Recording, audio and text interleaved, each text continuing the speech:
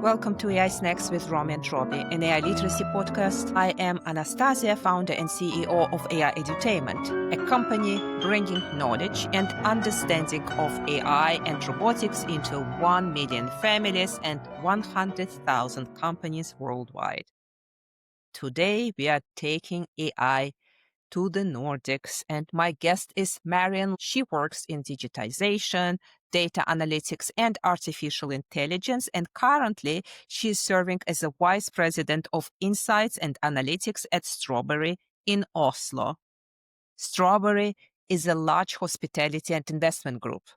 Before this role, Marion has held senior roles at major organizations such as Finno, Schibsted, Marketplaces, NAV, McKinsey, and Norsk Tipping. She was building products, delivering on transformational projects, and was therefore recognized and celebrated for her expertise in ethical AI data strategy and fostering inclusive collaborative workplaces. Marion is on the Norway's top 50 women tech list for 2025. At the beginning of our conversation, Marion will describe what is going on in Norway when it comes to AI. And before opening the studio, let me give you a couple of snacks to feed into this information. So the Norwegian government is increasing AI and digital technology research. 6 national AI research centers emerged in 2025, in addition to hundreds of ongoing projects. There's a Norway National Digitization Strategy, which is covering 2024 to 2030, and it includes building national infrastructure, government AI sandboxes, and strong public-private sector coordination for AI-driven services in health, energy, ocean industries, and much more.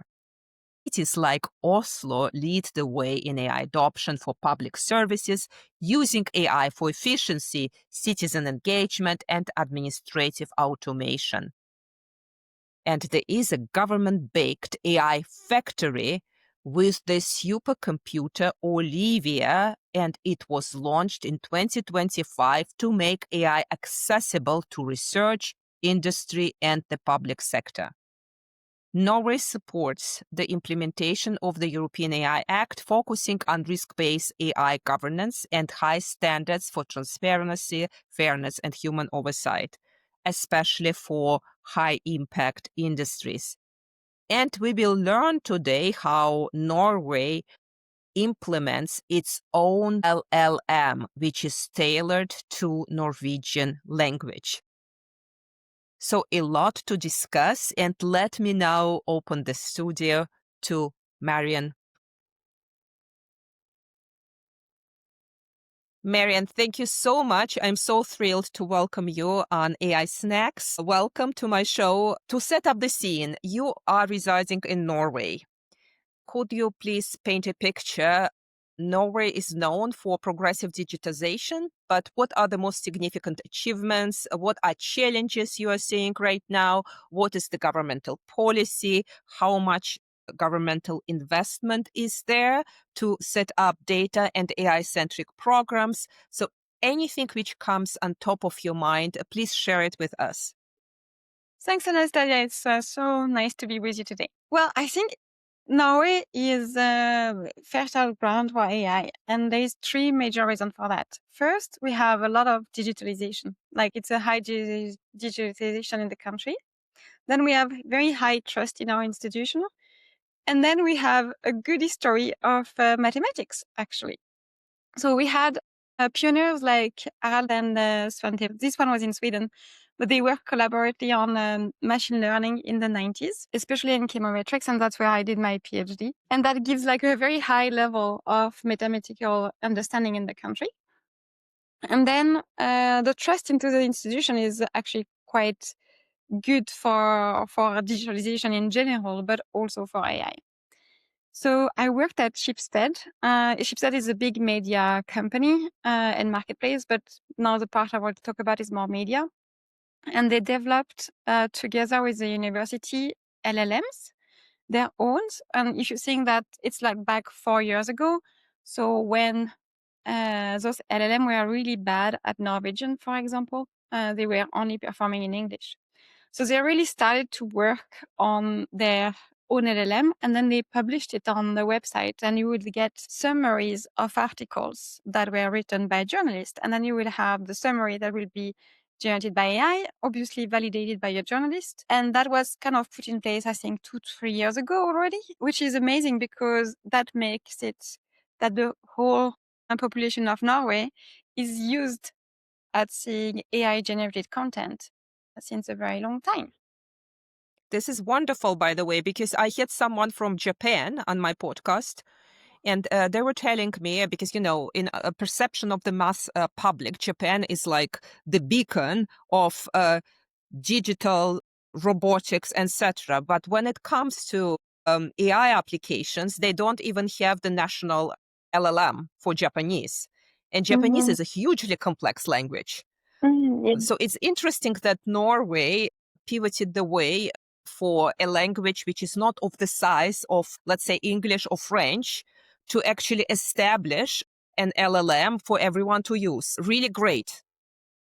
Yeah, that helped a lot. And then I think if you take the micro side, we have also dedicated minister of digitalization, Marion, and she has set very bold targets, and I'm not sure we'll reach them, but she wanted 80% of the public sector using AI by 2025. So yes, it was very ambitious.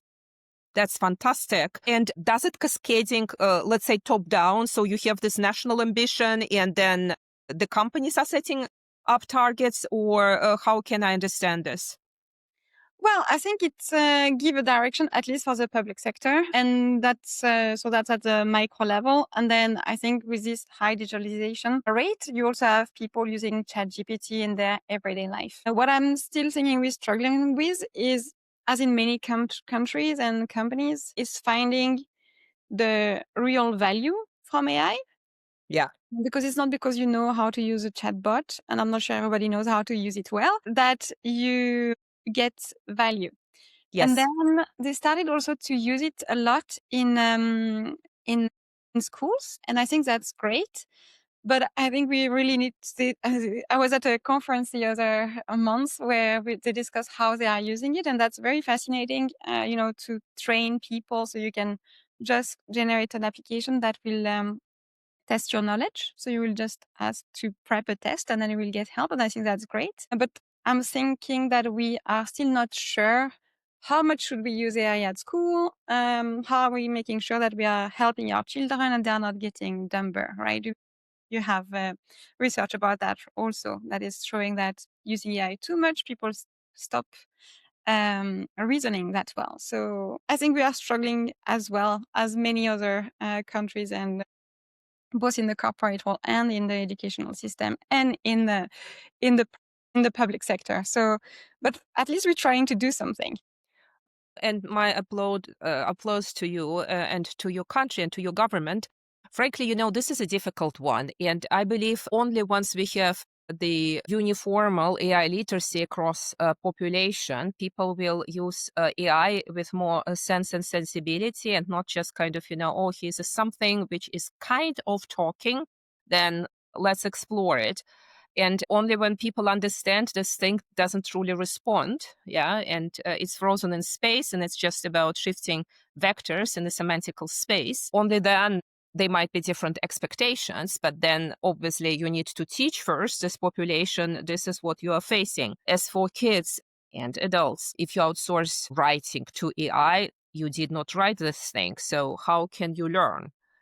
And I think that we are currently in this transition period as humanity, and we need to invest into exploration. What does a skill set mean, and how to enhance human excellence with AI, when AI is a tool to contribute and not a substitute to remove. So this is an interesting space. And, I'm watching this very carefully because obviously I am all about AI literacy.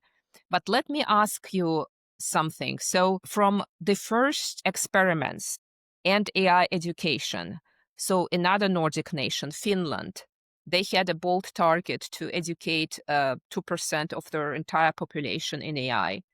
So they even established a program which is currently translated in several European languages to teach general population AI literacy. Are there comprehensive AI literacy programs in Norway for everyone? So I don't know if there is for everyone, but I was part beginning of the year. I think it was January 25. So under the umbrella of the digitization minister, you have this organization called NHO. So it's basically the union for the employers, and they launched a program that was free to attend for every businesses to learn about AI. And I was part of the launch for everybody, but also for the hotel industry. So you have some offer. I'm not sure if everybody is taking those courses, but at least there is a wish for more education. And then, I think every company needs to figure out how they want to train their workforce. It's very different. I mean, you have a base literacy that you need to have. So it's Yeah. being aware about the risk, about the bias, and being aware of what those AI systems are good at and not good at. That's the basic literacy that everybody needs to understand. And then if you really want to get value in the workforce, you need to find the right application. And that's really needs to be done at a company level or at yeah, even a team level. Absolutely.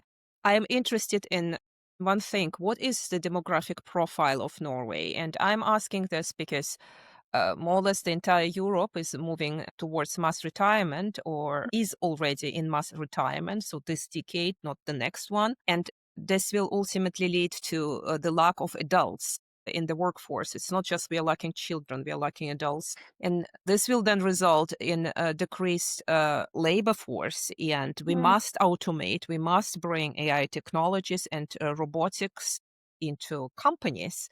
And then how to do it, how to capture knowledge, how to automate smartly. What are you seeing in respect of this issue? And frankly, I excuse my being unknowledgeable about your country. So is it a problem there or is it not like very, very acute? No, I think we are facing demographic issues as well. The birth rate is around 1.4, Yeah. so definitely below the 2.1 that you want to have.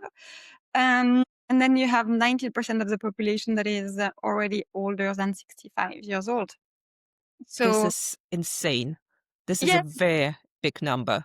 yeah, exactly. So we have a lot of discussion and political discussion around health and taking care of the elderly. And I don't think we have a master plan, so that's problematic.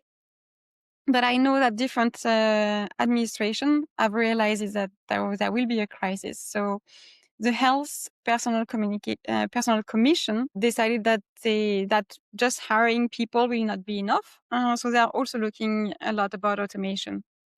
In the private sector, there is several Norwegian companies that are also doing med tech. I saw a demo of surgery with hologram. That was quite cool. So people are trying to change the patient journey and try to make it more efficient and more automated and more reliable as well, I think. And I think in Norway, you probably know that already, but we are very lucky because we have the oil fund. Uh, Absolutely. if we had a big crisis, we could use some of it. But that's not neither a short time solution nor a long term strategy. So we have to be better. And I don't think we have figured it out yet either. It's interesting because, your country, which is really wealthy, congratulations. And on another hand, you have this demographic profile, which is not very different from many European nations. So you have quite a dedicated national digitization strategy from 24 to 2030. But to my understanding, the willingness to invest is about 1 billion crowns, which is 98 million US dollars. So Mhm. frankly, over 6 years, this is more or less nothing.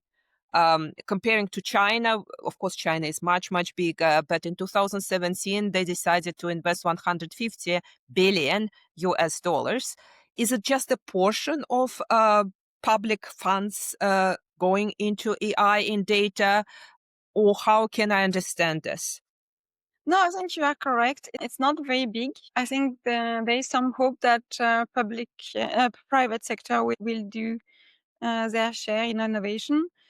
I also think that we are relying on having more European collaboration. I mean, we are not part of the EU, but I think we follow a lot the EU regulation, and in a lot of way we collaborate and hope to get on the same train as other European countries. This is interesting. Do you think it's a smart strategy?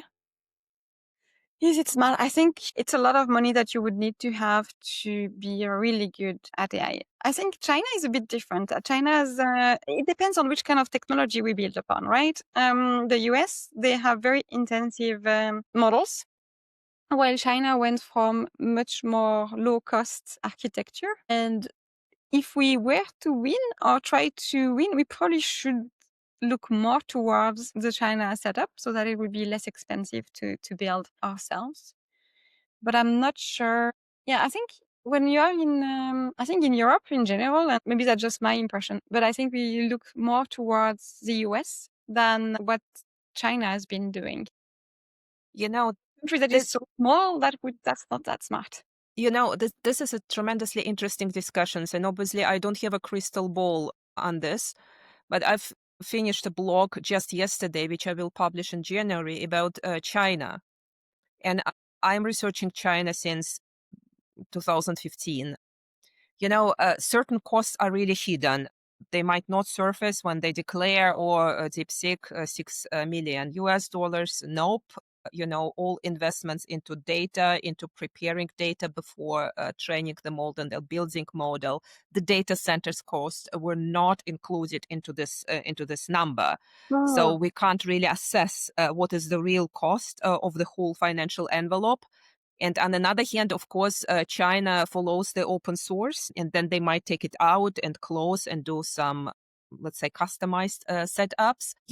I have a hypothesis, and of course, Europe is really right now on the US bandwagon, and Europe is not capable, in my eyes, to develop their own AI technologies at the same level of competitiveness as American or Chinese by the level of R&D, investments, quality of talent, and quality of the infrastructure plus regulations. But my hypothesis is, of course, big companies will probably stay on this US architecture, but small businesses, due to lack of money, they might move into Chinese ecosystem, even if this is currently completely hidden. No one is talking about it. And obviously, it's just a hypothesis of mine, but the economical necessity might force them to look into Chinese models. So we will see, the jury's out. But I'm kind of, curious. So doesn't Norway perceive the European AI Act as an impediment to develop strong AIs and strong AI-focused economy?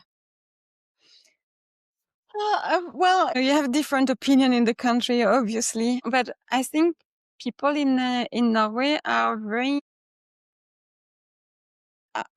sensitive to the ethics and the risk. I think people are not the everybody person, right? But people in the field, because I think everyone or a person in the street that doesn't know so much about AI, I don't think they have the full picture to understand neither the risk nor not the opportunities, but especially the risk. People in the field are really concerned about the ethics, and I think yes, it has some slowdown in innovation, but people are concerned about their privacy more, I would say.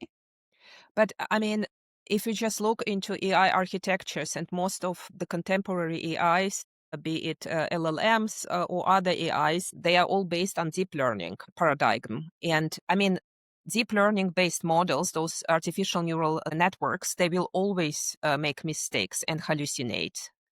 It's just within their architecture, whether you write the word ethics 5 times or 10 times, it won't matter to the basic mathematics. And I mean, I'm totally in belief we must find other ways to build AIs. And this is probably a discussion from a very different episode. But I mean, we can't completely debias history, historical data sets. We can't use something else if we need powerful models. So we have this deep learning paradigm. So how to deal with that? And I mean, for me, regulation must solve a problem, not add to the costs. No, and I think you are right. I mean, we haven't like the bias in data. It is a constant. It comes from. I mean, I worked in with machine learning for a long time, 20 years, and there will always be bias in the data, and you will have to understand what can I use my model for. Like, what are the limits to what this model can do, and that's what you would do with, for example, if you are predicting a price, that's very basic statistics, but you would have a range, right? If you have nobody that has ever bought that product that is under 18, you cannot predict what it will be under 18, right? Absolutely. Um, so you have to understand what do we have in our data set and what can then be used for.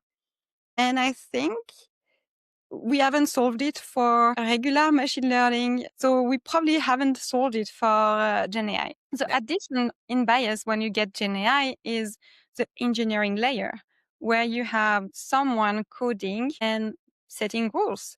And those rules, usually they come from an ideology, right?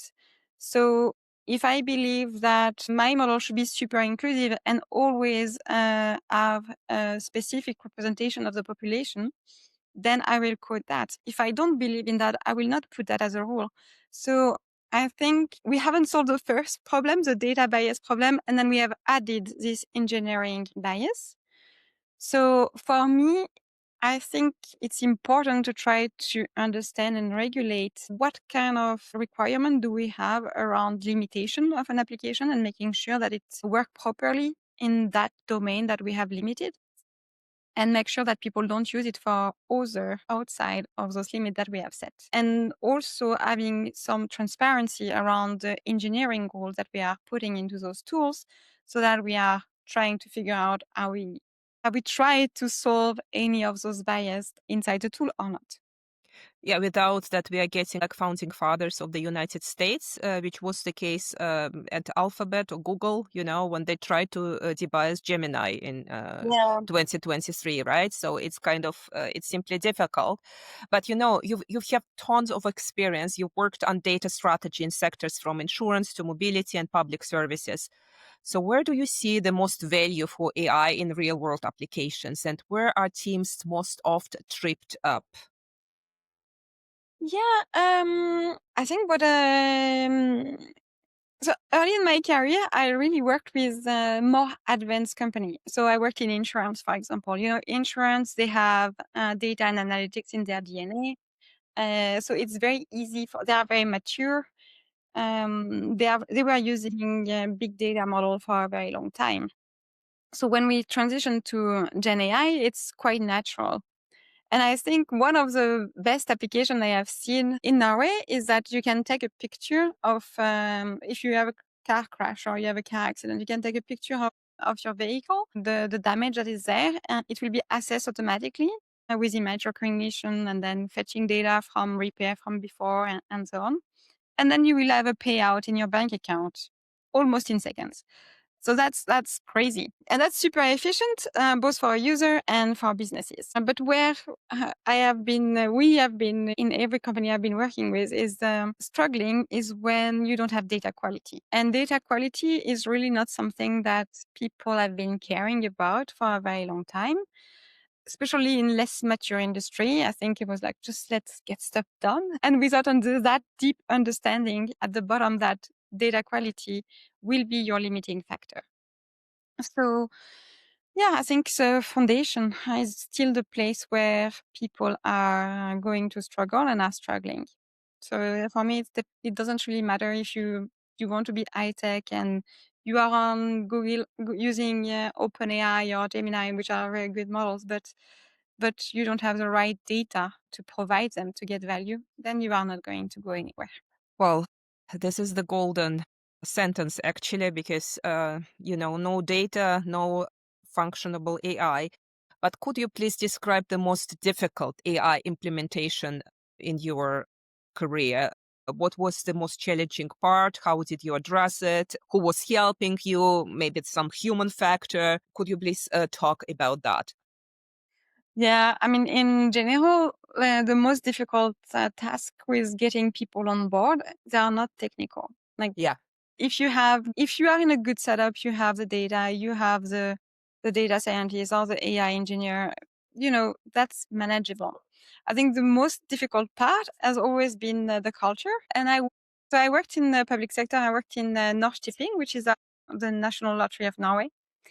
And what I wanted to do was to use AI for personalization, especially to prevent addiction. So basically, we have a monopoly. Norway works with a monopoly in the gambling industry. So that's Norsk Tipping. And we have a zero tolerance policy for addictions. Even though you are trying to, so the funds go back to the funds go back to the government, culture and sports, actually. So you want to raise money, but you don't want to create addiction. So which is a paradigm, right? And what I saw is that if we understand who is at risk and can flag that earlier, we can be better at preventing addiction. And it took me 9 months just to convince the organization that, okay, we should work toward that. But everybody was so terrified of GDPR and privacy risk, and they really didn't want to monitor anybody.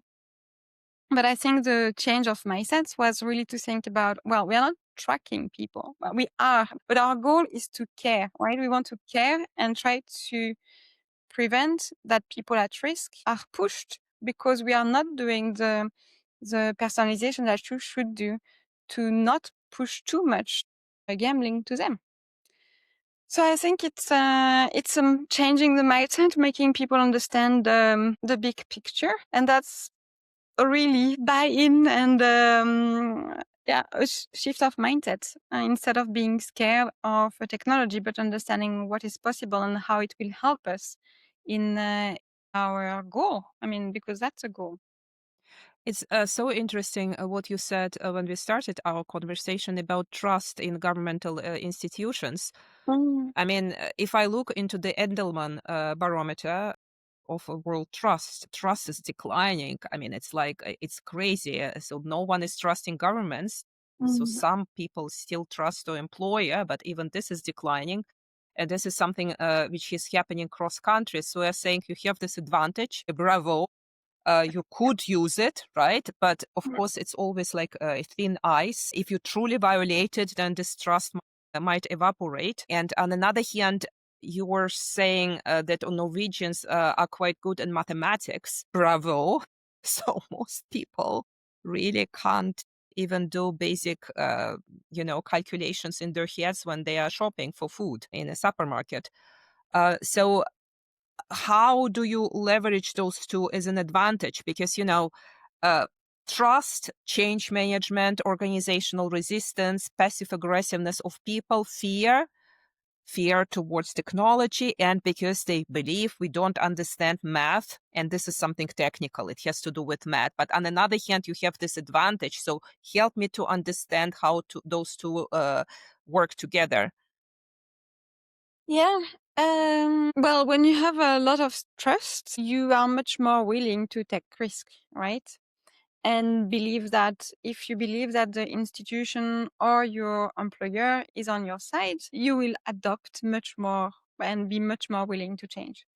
But I'm not saying that it's easy because it's not like everybody trusts everyone. I mean, it's an index, right? We are very high on that barometer, but that doesn't mean that we trust everyone and everybody. But compared to other countries, we trust more. But I still struggle. We are trying to have data literacy courses in my organization right now because people are afraid of very many different things. It is actually very difficult to address and make a course on AI literacy that is simple enough and condensed enough because you don't want to overwhelm people with a lot of information that is maybe not very relevant and maybe they don't care about that risk. But there is so many different point of view and different things to be addressed.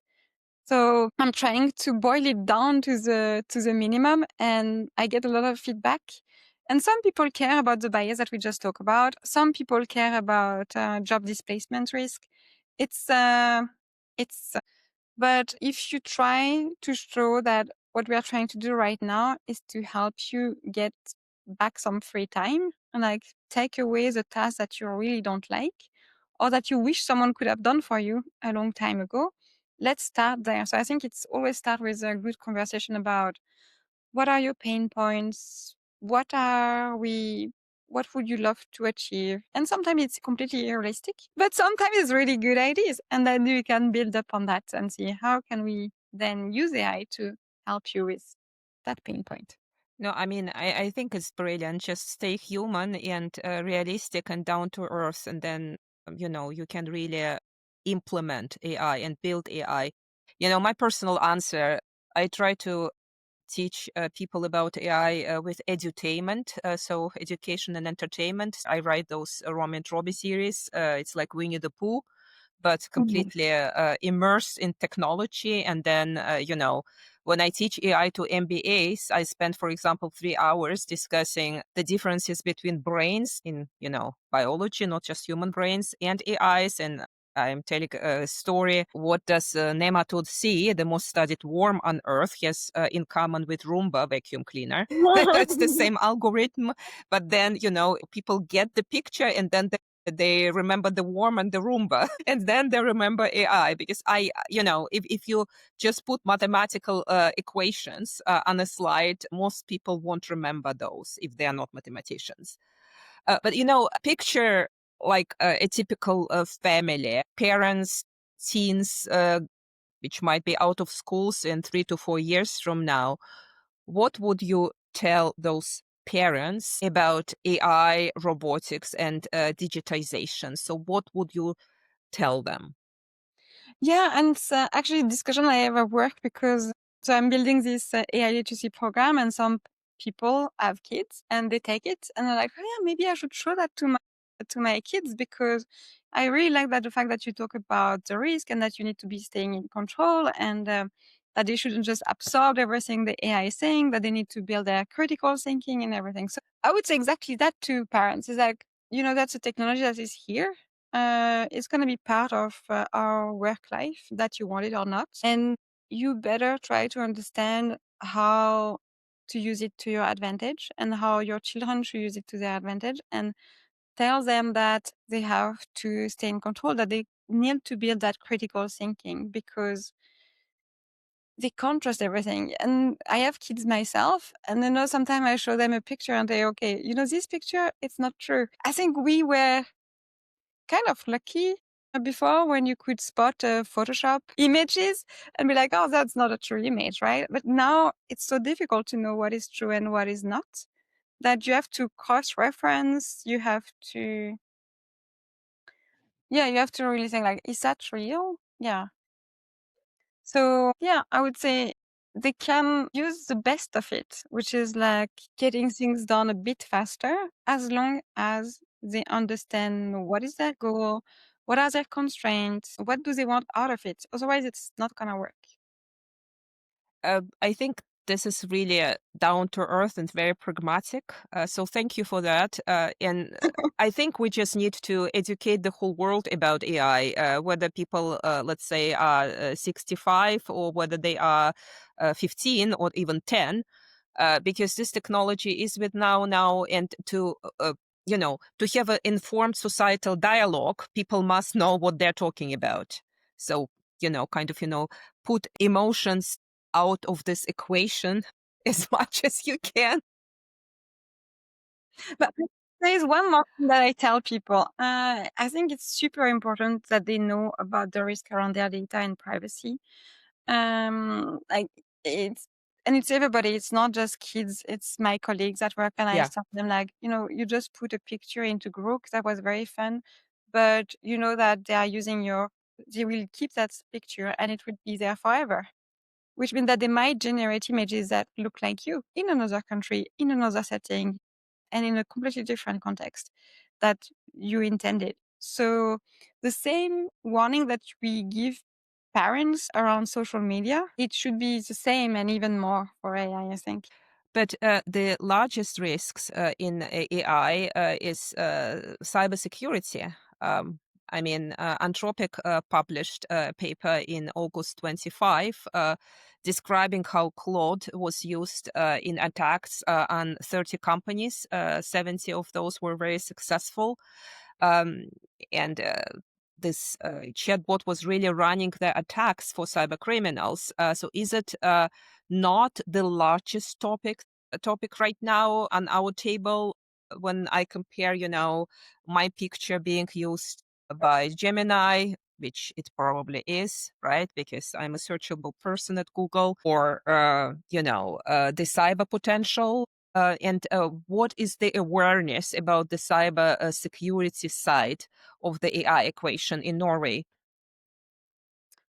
Yeah, I'm not sure it's very big. I mean, we have so Telenor is the main telco company in Norway, and they have this commercial where they actually show the two side of technology and really try to be showing those cybersecurity risks with people taking your identity, which I think is great. I mean, but it's not just a commercial, right? But at least it makes a little bit more awareness in the country. I would imagine, but I don't think people talk so much about it. It's not in the newspaper every day or anything. Yeah, it's interesting because one prompt in 35 prompts open up your data set for exploitation if you use large language models. I mean, it's kind of, completely alien to my mind why people are so much focused on theoretical ethics and not obsessed with the cyber stuff. But I mean, we won't probably solve all the problems on this podcast. Marion, so just, some parting words. If you had three wishes free when it comes to AI and AI literacy, what would those wishes be? Yeah, it's tough. But for me, one of the biggest one is democratization. I think right now, a few people have the competence, a few companies have the competence. It's the tech giants. It's a lot in the US, it's a lot in China. And I would just wish that it will be democratized so it becomes a tool for everybody and not for just the few and concentrating the wealth in some part of the world. And then I think we cannot talk about AI without talking about the climate paradox and say that it's enable us, but it is like the second industrial revolution, right? Yeah. The consumption of energy and resources is huge. So we need to find a way of, or AI needs to find a way of solving its own problem around the climate crisis. Which leads us to the necessity to establish different architecture comparing to what we have right now. Because, Yes. I mean, just for my audience, GPT-3, 175 billion parameters to generate one token, you must move all 175 billion parameters in a model, which is absolutely insane because token is not even a word. It's a part of a word, right? And of Yeah, course, there are some things which are kind of, compressing what could be used or not, but still those won't be enough, right? exactly.